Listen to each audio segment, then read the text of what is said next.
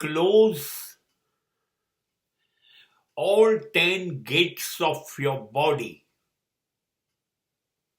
of your life, then the religion will begin.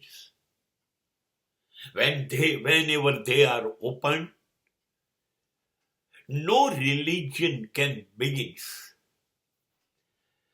રંગ મહેલ કે 10 દરવાજે. આ શરીર જે છે ને એ મહેલ છે, જેમાં કહેવાય છે આત્મા છે એ પરમાત્મા છે ને, પરમાત્મા મારી અંદર રહે છે. આ મારું મહેલ, આ મારું શરીર એ મંદિર છે ને, મંદિરમાં પરમાત્માની સ્થાપના થઈ ગઈ છે. અને 10 દરવાજો એટલે 5 ઇન્દ્રિય, આંખ, કાન, નાક, જીવા, મન, 5 ઇન્દ્રિય, આ 5 દરવાજા. અને 5 વૃત્તિય, કામ, ક્રોધ, મદ, મોહ અને લોભ, આ 5 વૃત્તિઓ. આ 10 દરવાજા બંધ કરો, બંધ કરો, બંધ કરો, ત્યારે જ માનવ ઈશ્વર બની શકશે.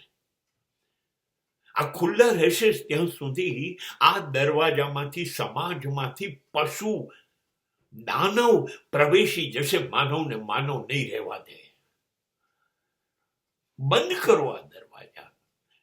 આંખોને બહાર જોતી બંધ કરો. દુનિયા નથી જોવી, પોતાની અંદર જોતી થાય. કાનને ના પાડો બહારની વાતો સાંભળીને. તારે શું કામ છે? તું અંદરથી મારો જે અવાજ ઉઠે છે એ સાંભળ.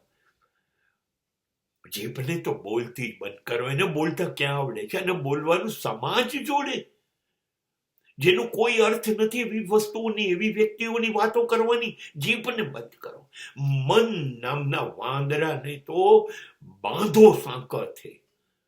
સાલું કૂદાકૂદ કરે છે, દોડા દોડ કરે છે, દારૂ પી ગયું હોય એવું વાંદરું છે.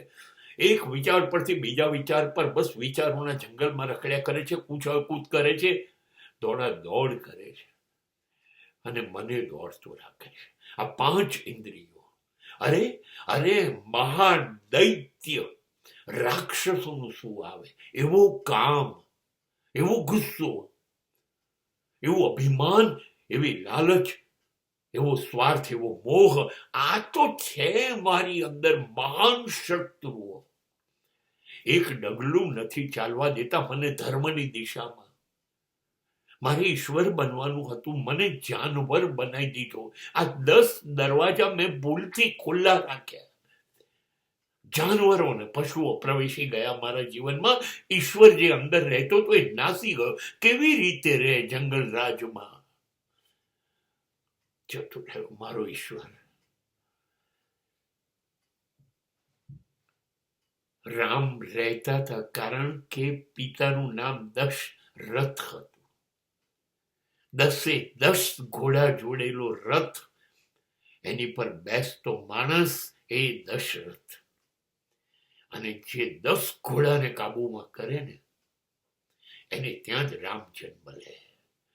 મારાથી 10 દરવાજા બંધ ના થયા.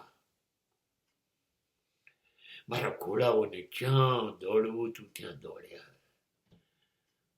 રામ તો આવ્યો નહીં, હરામની જિંદગી આવી.